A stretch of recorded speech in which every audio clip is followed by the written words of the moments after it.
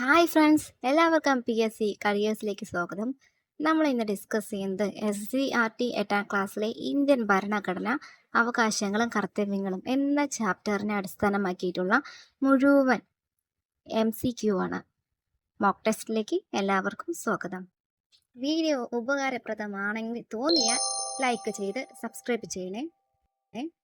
ഒന്നാമത്തെ ചോദ്യം, ഇന്ത്യൻ ഭരണഘടനയുടെ ശില്പി എന്ന് അറിയപ്പെടുന്നത് ആര്?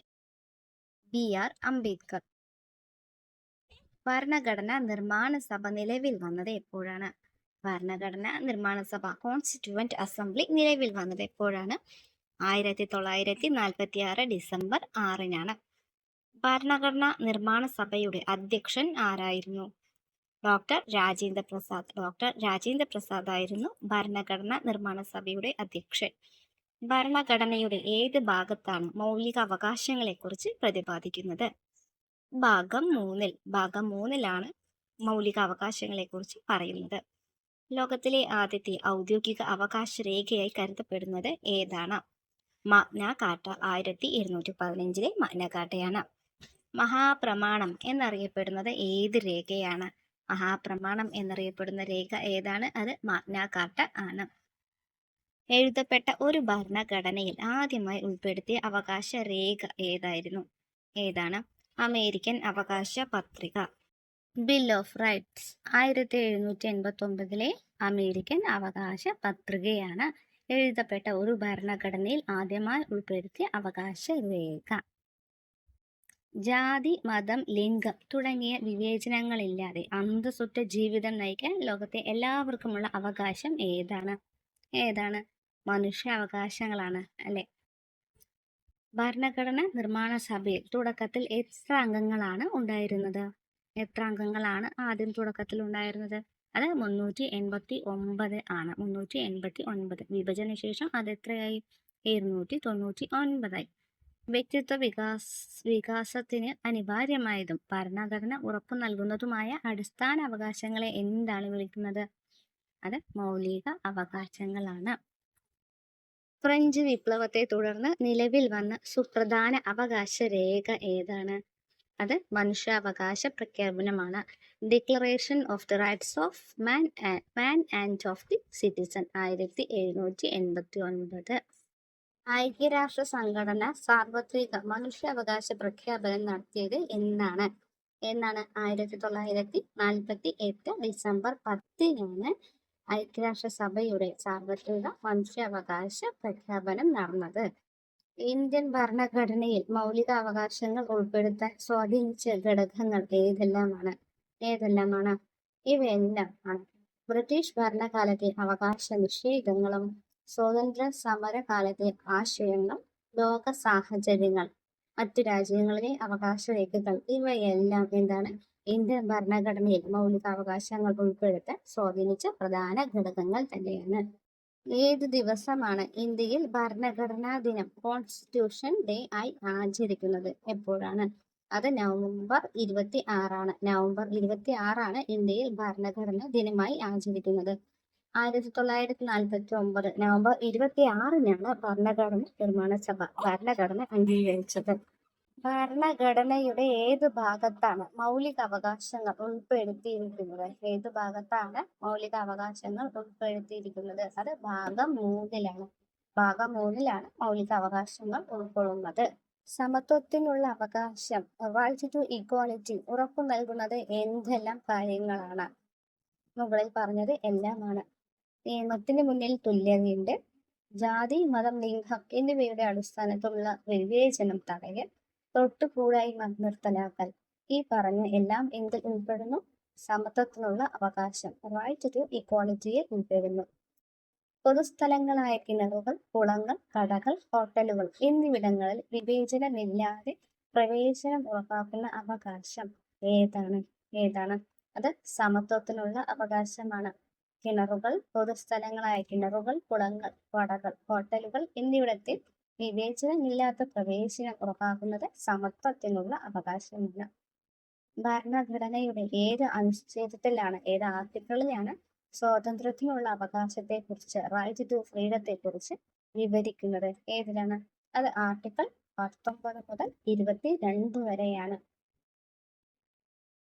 അനുച്ഛേദം 19 പ്രകാരം പൗരന്മാർക്ക് നൽകിയിട്ടുള്ള സ്വാതന്ത്ര്യങ്ങളിൽ ഉൾപ്പെടാത്തത് ഏതാണ്?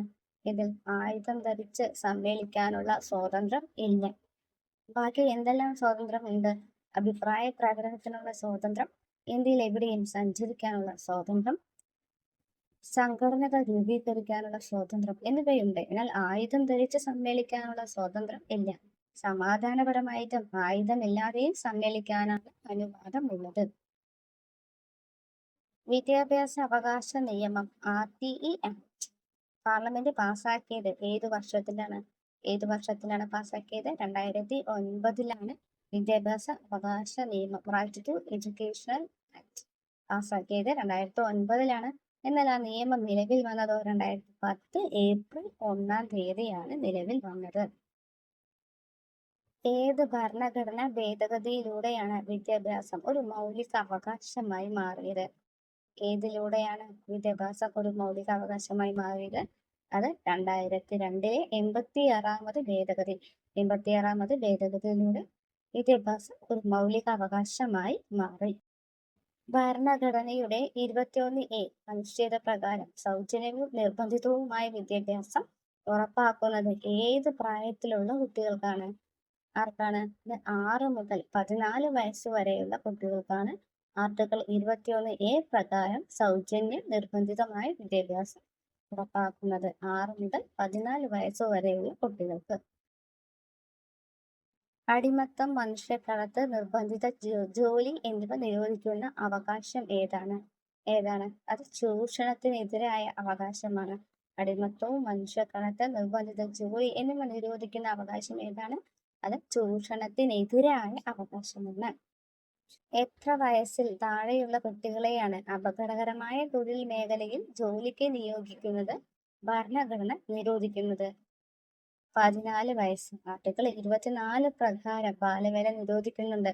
ഖനികൾ, ഫാക്ടറികൾ എന്നിങ്ങനെ അപകടകരമായ സ്ഥലങ്ങളിൽ തൊഴിൽ മേഖലയിൽ ജോലി ചെയ്യുന്നത് നിരോധിക്കുന്നു. ഇഷ്ടമുള്ള മതം സ്വീകരിക്കുന്നതിനും വിശ്വസിക്കുന്നതിനും പ്രചരിപ്പിക്കുന്നതിനും പൗരന് സ്വാതന്ത്ര്യം നൽകുന്ന അവകാശം ഏതാണ്? അത് മതസ്വാതന്ത്ര്യത്തിനുള്ള അവകാശമാണ്. ഇഷ്ടമുള്ള മതം സ്വീകരിക്കാം, വിശ്വസിക്കാം, പ്രചരിപ്പിക്കാനുള്ള സ്വാതന്ത്ര്യം ഏതാണ്? അത് മതസ്വാതന്ത്ര്യത്തിനുള്ള അവകാശമാണ്. മതസ്വാതന്ത്ര്യത്തിനുള്ള അവകാശത്തെ കുറിച്ച് പ്രതിപാദിക്കുന്ന ആർട്ടിക്കിൾ ഏതാണ്? അനുച്ഛേദം ഏതാണ് മതസ്വാതന്ത്ര്യത്തെ കുറിച്ച് പറയുന്നത്? അത് 25 മുതൽ 28 വരെയുള്ള വകുപ്പുകളിലാണ്. 25 മുതൽ 28 വരെയുള്ളതിലാണ് മതസ്വാതന്ത്ര്യത്തെ കുറിച്ച് പറയുന്നത്.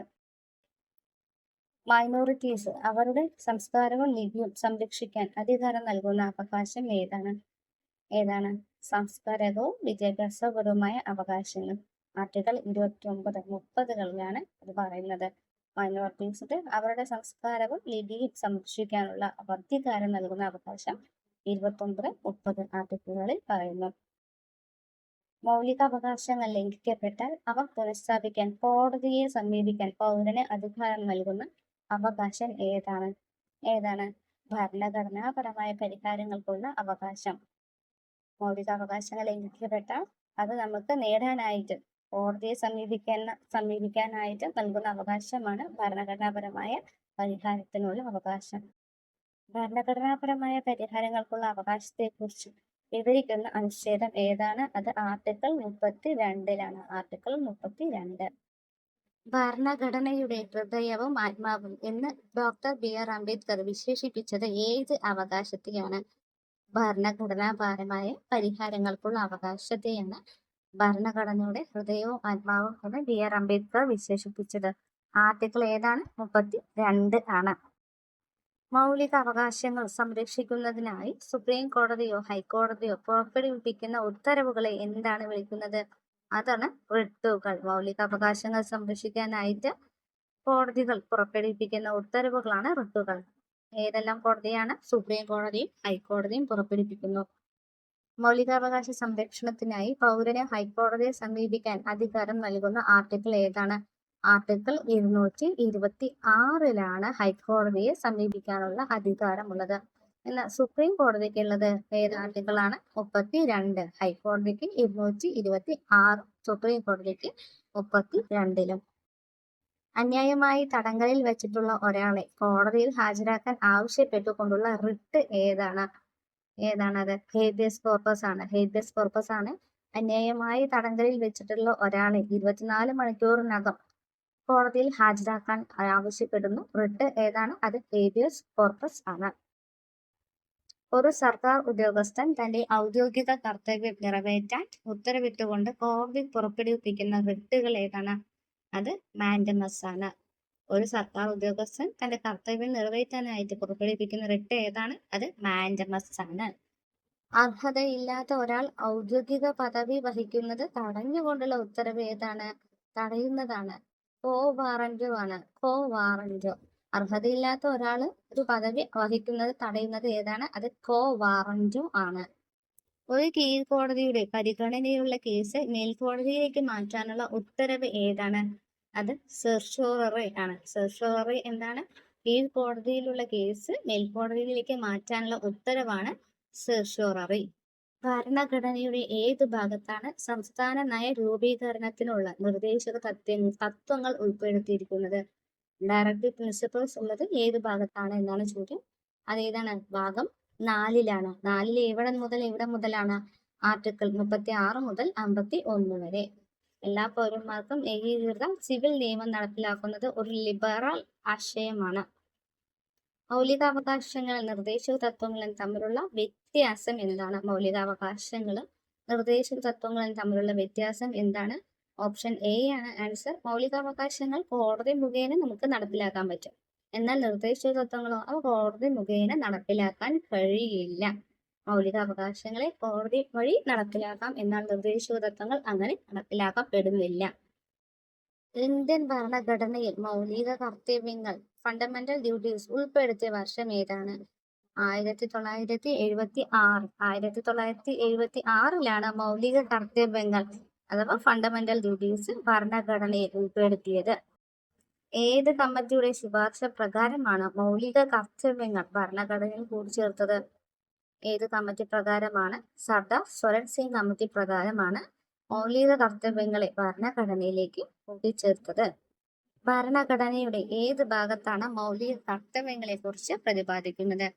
ഭാഗം 4A-ലാണ്. 4A-യിൽ എന്താണ് ഉള്ളത്? മൗലിക കർത്തവ്യങ്ങൾ ആണുള്ളത്.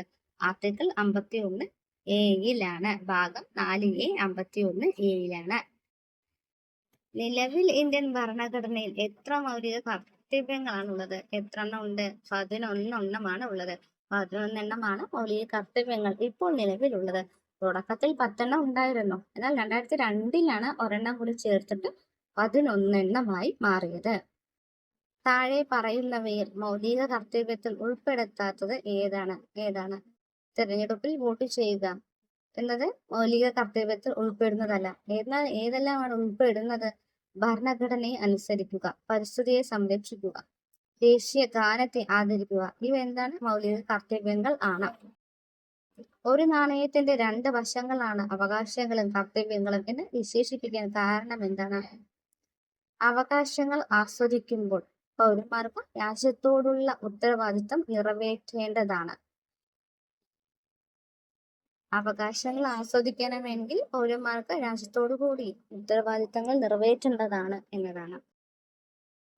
ഭരണഘടനാ നിർമ്മാണ സഭ കോൺസ്റ്റിറ്റ്യൂവന്റ് അസംബ്ലി രൂപീകൃതമായത് എപ്പോഴാണ്? അത് 1946 ഡിസംബർ 6-നാണ് ഭരണഘടനാ നിർമ്മാണ സഭ രൂപീകരിച്ചത്.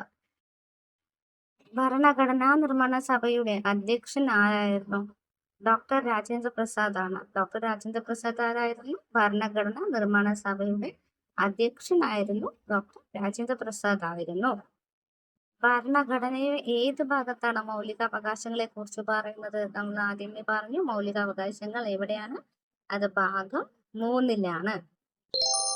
നമ്മൾ 8ാം ക്ലാസ്സിലെ ആ ചാപ്റ്ററിലെ മുഴുവൻ MCQസും നമ്മളിപ്പോൾ ഡിസ്കസ് ചെയ്തു. വീഡിയോസ് ഇഷ്ടപ്പെട്ടാൽ ലൈക്ക് ചെയ്ത് സബ്സ്ക്രൈബ് ചെയ്യാൻ മറക്കല്ലേ.